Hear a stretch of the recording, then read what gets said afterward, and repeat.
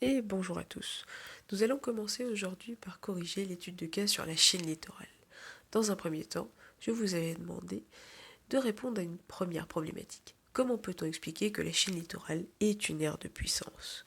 Afin de répondre à cette question, nous devons d'ores et déjà nous poser la question: qu'est-ce que c'est qu'une aire de puissance? Il s'agit d'un espace géographique composé d'États ou de régions où se concentrent des pouvoirs de décision, des activités stratégiques, des réseaux d'échange, et qui jouent un rôle majeur dans l'organisation du monde. Nous allons voir maintenant si la Chine littorale répond à cette définition. Le premier document que nous avions à notre étude est une carte représentant l'essor de la Chine littorale. Véritablement, on peut y voir que la Chine littorale a un poids économique majeur à l'échelle du pays. Il concentre la majorité des richesses, ici traduit en PIB, produit intérieur brut. L'origine de cette puissance est liée à la création de ZES, ou zones économiques spéciales, c'est-à-dire des zones où les entreprises ne payent pas d'impôts pendant un certain temps afin de favoriser leur implantation, mais également l'emploi local. Le second document est un tableau de chiffres. Il nous permet de faire la comparaison entre la Chine ouest intérieure et littorale.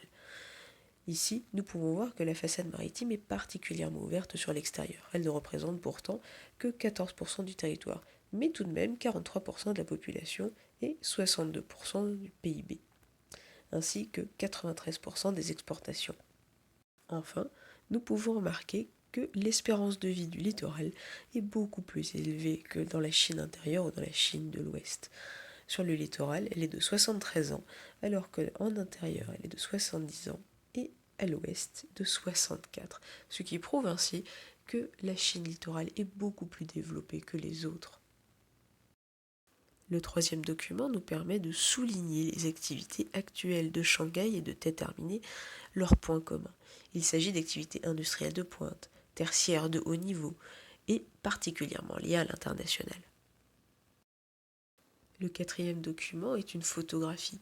Celle-ci nous permet d'appréhender le fait que Gucci, une marque de luxe italienne, s'est implantée à Shanghai. Ainsi, cela prouve une ouverture culturelle importante. De plus, nous pouvons faire le lien avec le chapitre précédent. En effet, la présence de Gucci en Chine nous permet de comprendre et d'appréhender peut-être un petit peu mieux le métissage culturel. Nous pouvons donc commencer à répondre à la problématique, en citant les pôles de Beijing, de Shanghai et de Guangdong et en précisant leur nombre d'habitants, afin de dire qu'ils constituent une aire de puissance démographique, mais également une aire de puissance économique, puisqu'ils regroupent des activités de haut niveau et les ports les plus actifs du monde. Les villes et leur bourgeoisie sont ainsi les moteurs du développement, comme on a pu le voir avec l'exemple de Gucci. Cependant, il manque ici une autre partie de la réponse, à savoir quelles sont les limites de cette chaîne littorale. Notre cinquième document est alors particulièrement intéressant. Cet article de Courrier International nous permet de comprendre que les migrants ruraux chinois sont attirés par des possibilités d'emploi, notamment dans le bâtiment ou dans les usines d'assemblage de la côte. À Beijing, ils représentent un tiers de la population totale. Ils ont des conditions de vie et de travail précaires et difficiles. C'est pourquoi Pékin essaye de les chasser d'une certaine manière. Nous pouvons ainsi compléter notre réponse à la première problématique en ajoutant une petite phrase. Mais c'est aussi une aire de puissance limitée dans l'espace puisque la création d'emplois ne suffit pas à absorber les migrants venus de la Chine intérieure. La seconde partie de notre étude de cas portait sur l'avenir de la puissance chinoise. Ainsi, cette carte nous permet de voir les réalisations récentes du Grand Ouest, comme le barrage des Trois Gorges, les voies ferrées et tous les renforcements des liaisons avec l'extérieur, notamment les aéroports, etc.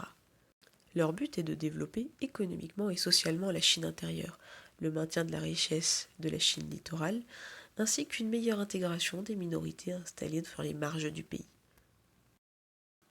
Cet article sur Chongqing permet de voir la volonté de la Chine de développer l'ouest du pays à travers la mise en place de cette nouvelle capitale. Pour donner un exemple, Chongqing s'est hissé ces 5 dernières années au premier rang mondial pour la production de micro-ordinateurs ainsi que de voitures. Cette vidéo nous permet assez rapidement de nous rendre compte de la volonté de la Chine de réaliser une nouvelle route de la soie. Depuis 2013, afin de renforcer son poids sur la scène mondiale, la Chine cherche à reconstituer l'immense réseau de transport et d'influence qui autrefois assurait sa suprématie dans le commerce de la soie. Il est important de noter que ce réseau est directement en concurrence avec les États-Unis sur le sol européen. Ce dernier document fait un zoom sur l'Éthiopie, la nouvelle usine de la Chine. En effet, la Chine cherche à se procurer des énergies et des matières premières qui lui manquent pour son développement industriel. Elle cherche en outre à écouler ses productions et à maintenir des coûts peu importants par le biais des délocalisations, dans la mesure où la main-d'œuvre africaine est nombreuse, jeune et peu onéreuse. Ainsi, l'avenir de la puissance chinoise est tout tracé. La Chine souhaite devenir la première puissance économique mondiale, détrônant ainsi les États-Unis. Elle souhaite assurer sa présence économique, culturelle et militaire sur tous les continents. Elle s'appuie alors sur des États africains qui dépendent de plus en plus d'elle. Elle s'appuie également sur le développement de son arrière-pays avec le développement de Chongqing. Enfin, elle s'appuie sur des flux de plus en plus importants avec le projet de la nouvelle route de la soie.